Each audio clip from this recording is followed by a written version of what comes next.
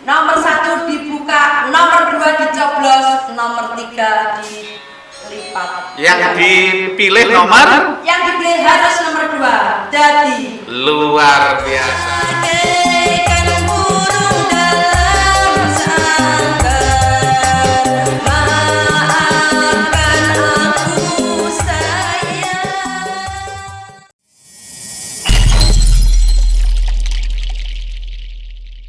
Bismillahirrahmanirrahim. Assalamualaikum warahmatullahi wabarakatuh. Waalaikumsalam warahmatullahi wabarakatuh. Sahabat-sahabat Tuban yang berbahagia, kembali bertemu dengan saya Channel Nindi Mufrianto.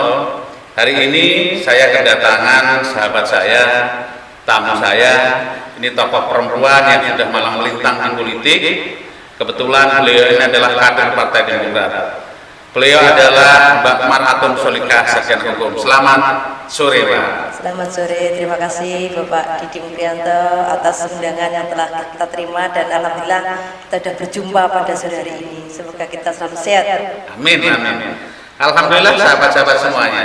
Hari ini saya berkesempatan untuk sedikit berbagi inspirasi dengan sahabat-sahabat semuanya yang hari ini tentu kita ingin mendengar banyak pengalaman bermacam-macam pengalaman yang pernah dilalui oleh Mbak Maratun ini, karena beliau ini bukan hanya sekedar politisi Demokrat, namun beliau ini sudah 3 kali periode di DPRD Kabupaten Tuban, betul ya Pak ya? Kebetulan sekarang ini beliau menjabat sebagai bendahara DPC Partai Demokrat, kemudian juga sekretaris fraksi Partai Demokrat Keadilan Sejahtera di Kabupaten Tuban ini. Nah, untuk itu sahabat-sahabat semuanya, kita tidak menunggu lebih lama lagi, saya ingin berbincang-bincang. Apa kabar Mbak Maratun? Alhamdulillah baik. Apa kesibukan sekarang, Mbak? Sekarang kita lagi turba untuk bagaimana ke depan Tuban lebih baik, yaitu ingin memenangkan pasangan Lindra Riyati. Ya, alhamdulillah ya sahabat-sahabat semuanya. Memang hari ini Tuban punya gawe, punya agenda yang sangat luar biasa, yang ke depan adalah menentukan bukan hanya kota Tuban, bukan hanya desa dan kotanya saja, tapi juga terkait dengan nasib masyarakat Tuban ke depan untuk memilih pemimpinnya. Memilih pemimpin, memilih bupati dan wakil bupati itu adalah persoalan mudah. Namun tentu kemudahan itu juga harus inline dengan harapan kita semuanya, harapan masyarakat untuk memastikan hadirnya pemimpin atau bupati wakil bupati ke depan betul-betul mampu memenuhi apa yang menjadi harapan dan tuntutan masyarakat kita bersama. Nah, untuk itu langsung saja saya ingin ngobrol dengan Mbak Maratun. Nah, Mbak, menurut saya ini kan panjenengan ini kan DPRD Kabupaten Tuban dari fraksi Partai Demokrat. Nah, belakangan ini tentu kita cukup prihatin dengan kondisi masyarakat di saat pandemi COVID-19 ini.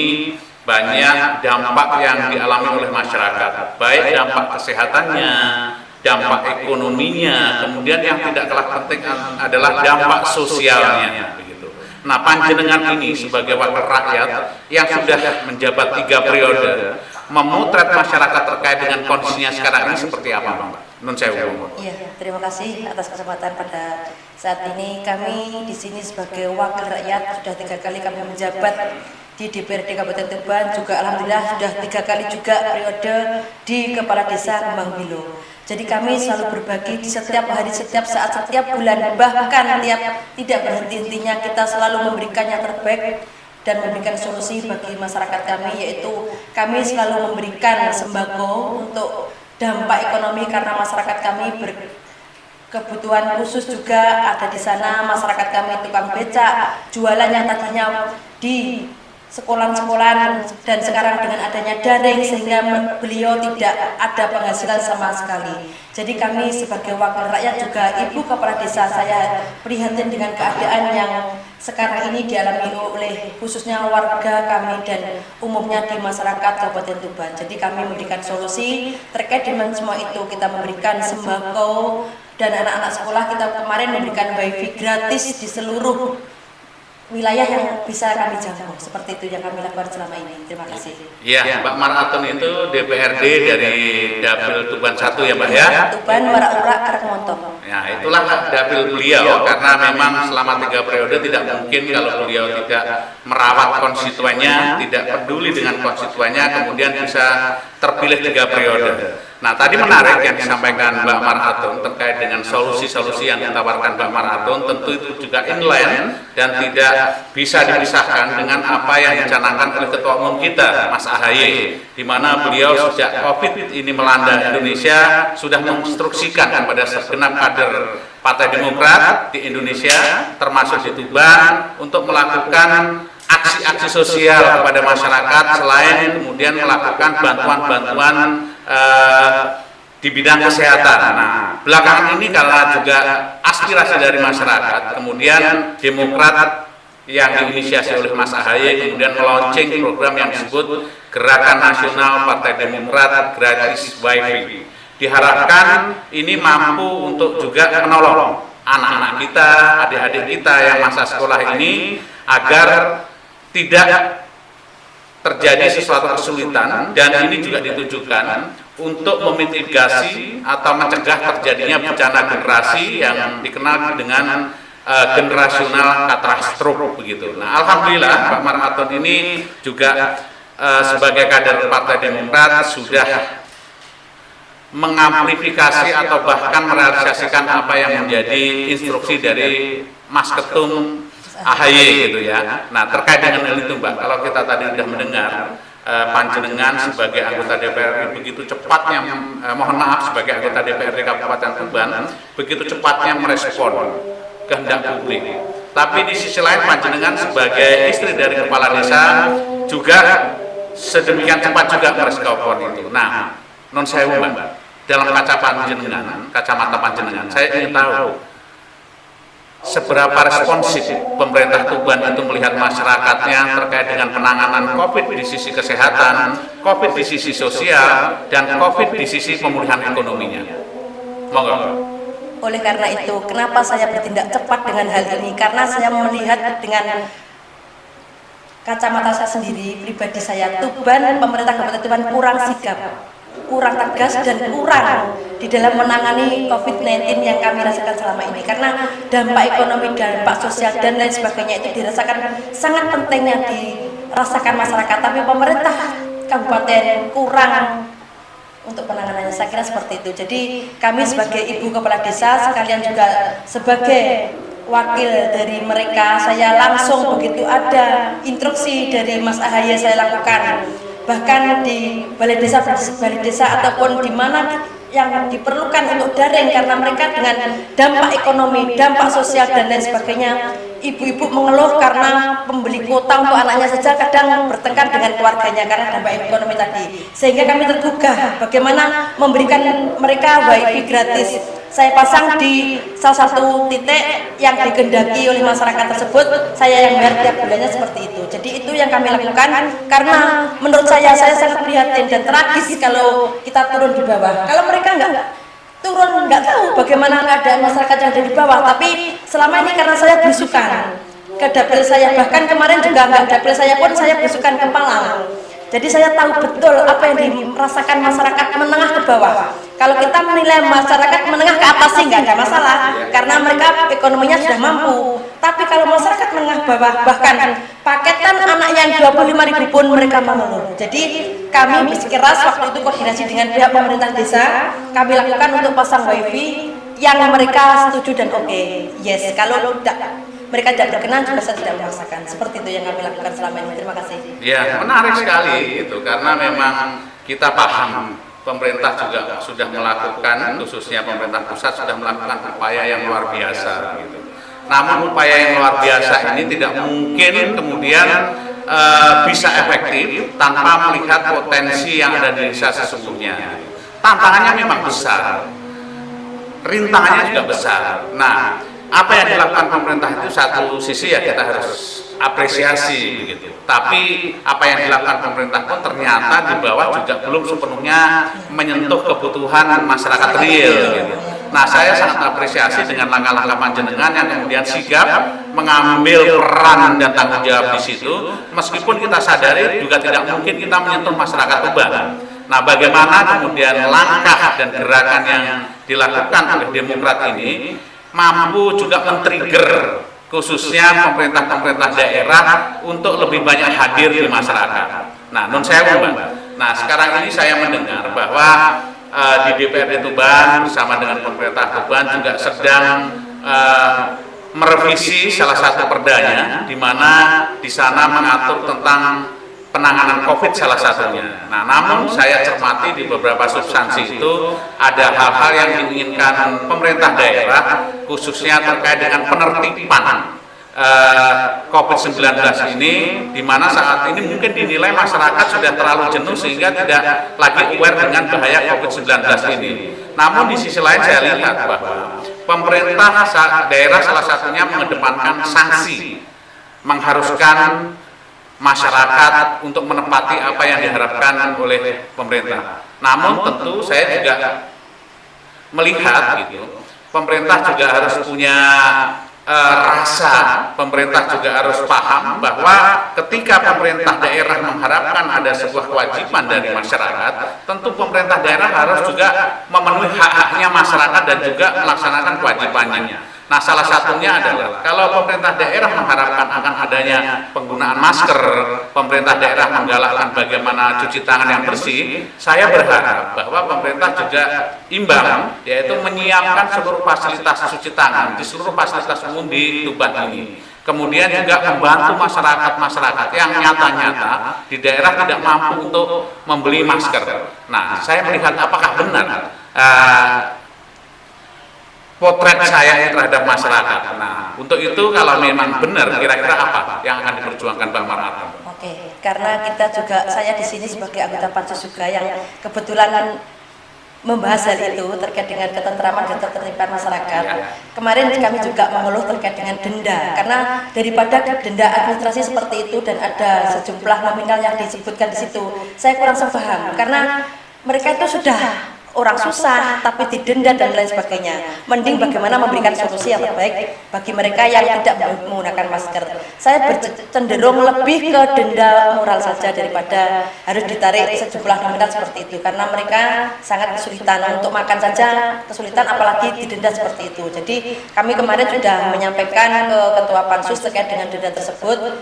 Kemarin sudah direvisi oleh pihak hukum dan kami memberikan solusi. Untuk kemarin juga ada pencanangan dan pasar murah dan lain sebagainya. Saya bilang ke Pemkab karena tahun anggaran kemarin 268 miliar kita canangkan untuk COVID. Tapi di situ ada pasar murah dan masih nebus. Saya mintanya kan gratis tanpa nebus, dikasih katakanlah seperti itu. Cuma-cuma saja. Seperti yang kemarin kita lakukan di Demokrat khususnya. Kemarin kita bersama DPC juga fraksi kumpul dan memberikan solusi, yaitu memberikan sembako kepada masyarakat yang membutuhkan. Paling tidak meringankan beban mereka, walaupun itu sedikit, tapi insya Allah barokah. Dan alhamdulillah mereka merasa nyaman. Dan alhamdulillah juga kami sampaikan kepada teman-teman yang ada di sini, insya Allah saya tetap istiqomah setiap tanggal 5, setiap bulan selalu saya mengumpulkan yatim du'afa. Amin, amin. Jadi insya Allah mulai dari dulu saya jadi DPR dan sekarang insya Allah istiqomah, dan itu pun dirasakan masyarakat luar biasa. Karena apa? Saya ingin Demokrat di Tuban itu kelihatan dampaknya dan nanti untuk melebaran sayap, sehingga kalau ada kadernya peduli dengan masyarakat, otomatis nanti mereka bilang piye-piye orang kaya wong Demokrat, seperti itu. Itu yang saya lakukan. Jadi setiap tanggal 5 saya woro-woro saya umumkan siapapun yang merasa tidak mampu yatim ataupun duafa datang ke rumah saya, walaupun pun sedikit saya memberikan, tapi insya Allah berarti. Terima kasih. Luar biasa. Jadi ini sungguh menginspirasi sahabat-sahabat semuanya. Gitu. Memang namanya DPRD, namanya wakil rakyat, ya harus memahami kesulitan rakyatnya.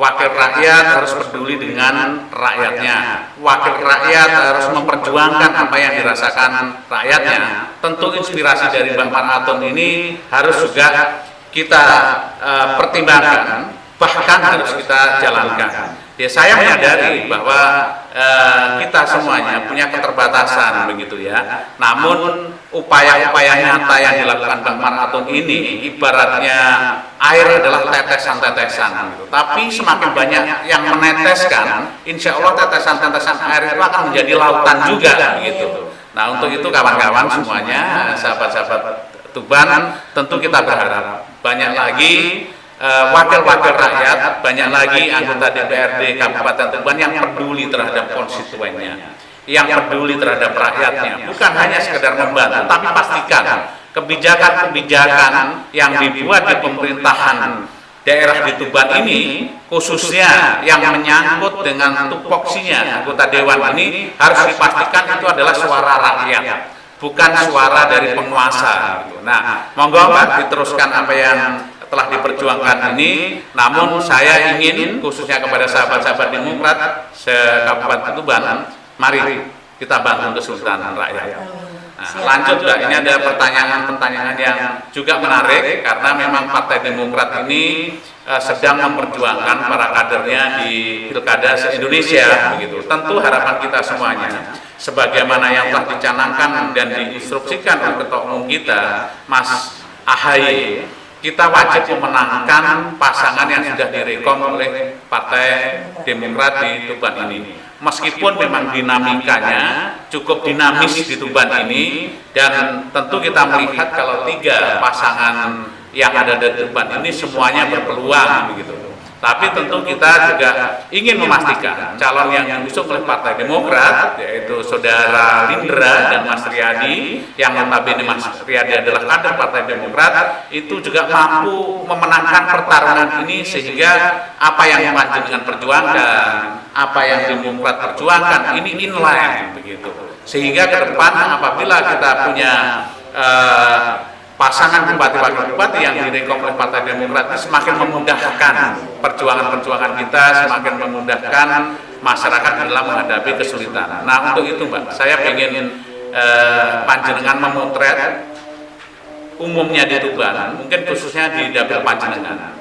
Apa sih yang diharapkan oleh masyarakat terkait dengan suksesi kepemimpinan ini? Oke, terima kasih.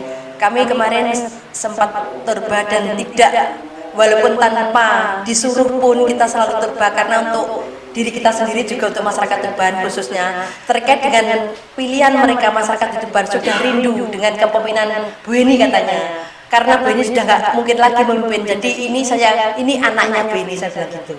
Mereka rindu dengan satu jalan yang mulus katanya seperti itu, rindu dengan kepemimpinan yang santun dan lain sebagainya seperti itu. Jadi masyarakat Tuban khususnya rindu dengan kepemimpinan Bu Eni. Saya di sana gembor-gembor ini anaknya Bu Eni, saya seperti itu. Jadi alhamdulillah mereka sadar, karena Mas Lindra terkenal di sana sudah ganteng katanya, orangnya enak dijak ngomong, milenial dan lain sebagainya, sehingga masyarakat dan khususnya anak-anak muda, anak saya paling getol itu dari tim sukses saya di kopi-kopi katanya itu semua milih Mas Lindra, karena milenial juga. Kemarin Pak Riyadi juga sudah ke rumah saya, alhamdulillah. Masyarakat juga, kepala desa, staf juga perangkat, alhamdulillah semua sudah siap untuk mendukung pasangan nomor 2 yaitu Mas Lindra Riyadi, dan masyarakat sudah merindukan bagaimana positifnya waktu Bu Eni memimpin Tuban, dan insya Allah ke depan dengan tampilnya anaknya Bu Eni, insya Allah tidak kurang dari Bu Eni, tapi harus lebih dari Bu Eni yang kemarin memimpin di Tuban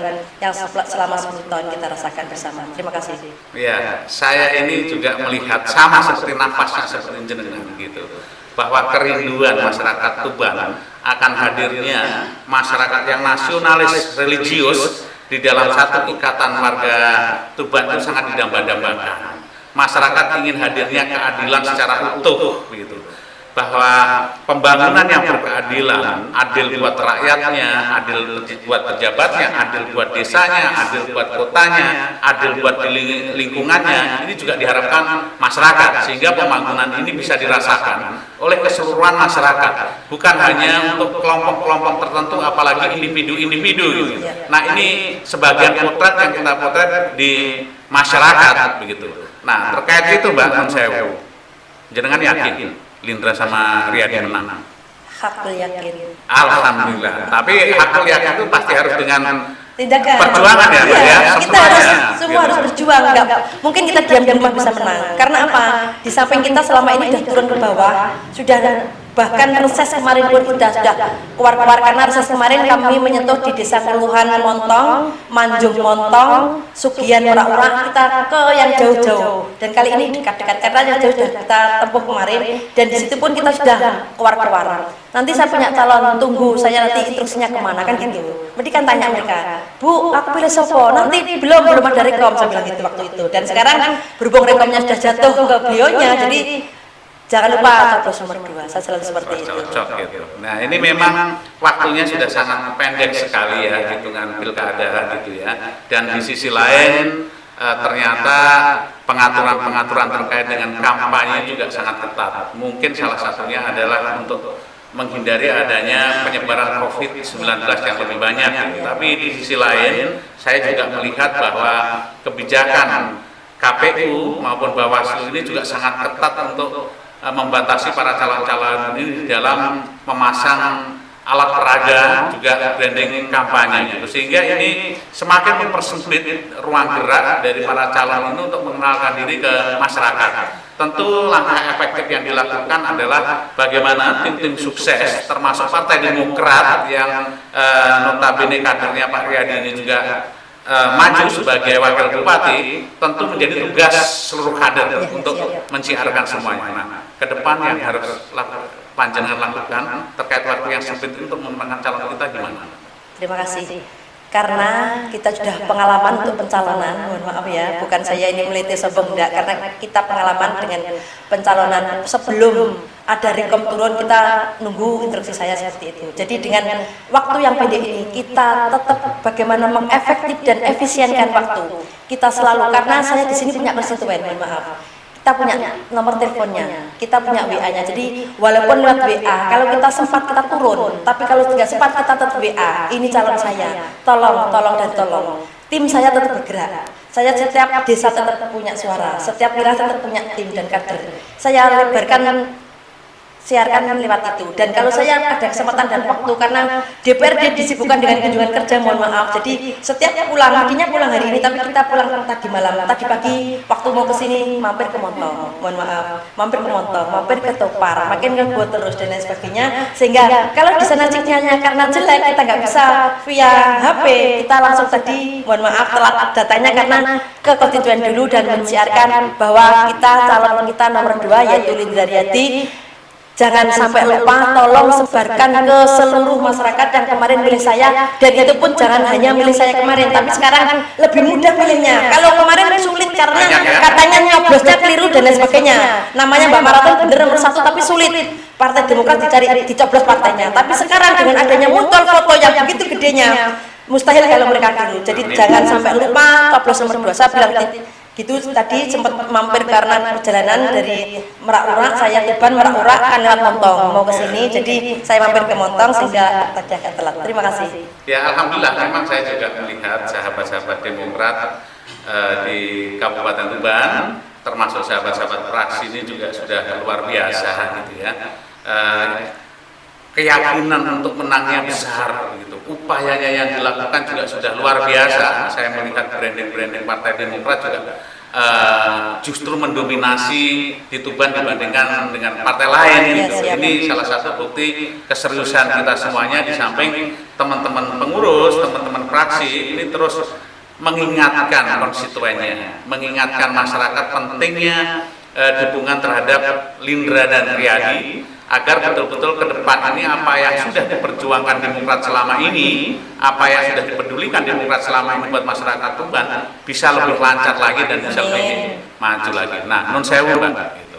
Kira-kira sebelum kita mengakhiri ini, apa pesan panjenengan kagem konstituen panjenengan dan masyarakat Tuban terkait dengan pemenangan ini, sekaligus karena panjenengan ini juga sebagai bendahara DPC Partai Demokrat, saya berharap panjenengan bisa menghimbau konstituen, masyarakat umumnya, dan juga kader-kader Demokrat. Ya, terima kasih.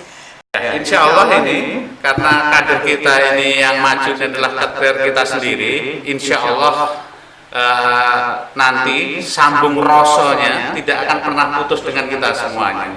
Nah, ini sudah temu rose kita, gitu. Jadi mudah-mudahan pilkada kali ini betul-betul sesuai dengan ekspektasi kita semuanya, khususnya Partai Demokrat, sehingga ke depan Partai Demokrat ini bisa besar secara bersama-sama. Amin. Selalu ada di hati dan pikiran rakyat. Itu yang memastikan itu. Nah, terakhir Mbak, sebelum mengakhiri, non sewu sahabat-sahabat, Mbak Maratun ini ternyata selain politisi, selain seneng nyanyi di DPRD, ternyata suara emasnya juga luar biasa. Tunggu kawan-kawan, nanti di sesi akhir Mbak Maraton akan menyumbangkan suara emas buat kita semuanya, luar biasa. Tapi sebelum mengakhiri Mbak Maraton, sebagai tim sukses Lindra Riyadi, kemarin Mas Lindra itu di dalam kampanye Mbak, di dalam kampanye itu selalu menyampaikan begini: nomor 1 dibuka, nomor 2 dicoblos, nomor 3 ditutup. Sing dipilih nomor piro? Nomor 2. Nah, coba panjenengan sebagai tim sukses bicara dengan sahabat-sahabat. Assalamualaikum warahmatullahi wabarakatuh. Selamat sore sedulur-sedulur semua yang ada di wilayah Kabupaten Tuban. Jangan lupa datang ke TPS tanggal 9 Desember 2020.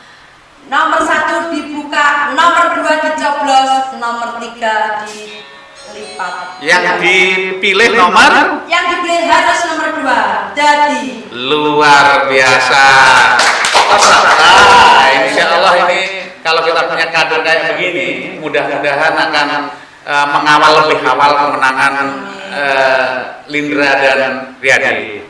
Mohon doanya sahabat-sahabat, mudah-mudahan apa yang diharapkan Mbak Maratun terkait dengan pilkada ini, bahwa Lindra dan Riyadi bisa memenangkan hati dan pikiran rakyat lebih awal, adalah menjadi tujuan kita semuanya. Sekali lagi sahabat-sahabat semuanya, Mbak matur sembah nuwun atas rawuhnya, inspirasinya luar biasa. Mudah-mudahan lain waktu kita berbagi inspirasi yang lain ya Mbak ya. Ya. Sahabat-sahabat Tuban yang berbahagia, demikian berbagi inspirasi saya dengan Mbak Maratun yang luar biasa. Tentu ini menjadi inspirator khususnya bagi sahabat-sahabat muda yang ingin mendharma baktikan karya dan pengabdiannya untuk masyarakat Tuban di bidang politik. Jangan segan-segan untuk belajar, jangan segan-segan untuk menimba ilmu dari Mbak Maratun ini, karena apapun yang dilakukan beliau sudah terpilih 3 kali sebagai anggota DPRD Kabupaten Tuban dari fraksi Partai Demokrat, dan Partai Demokrat tentu sangat terbuka kepada segenap sahabat-sahabat Tuban, baik masyarakat Tuban secara umum maupun juga generasi-generasi muda, untuk bergabung untuk memperjuangkan masyarakat dan kota Tuban ini melalui Partai Demokrat, begitu ya Mbak ya. Nah, jangan lupa kawan-kawan saksikan ini sampai akhir. Di sesi terakhir ini, setelah selesai ini, jangan lupa ada suara emasnya Mbak Maratun. Mari kita dengarkan bersama. Terima kasih Mbak.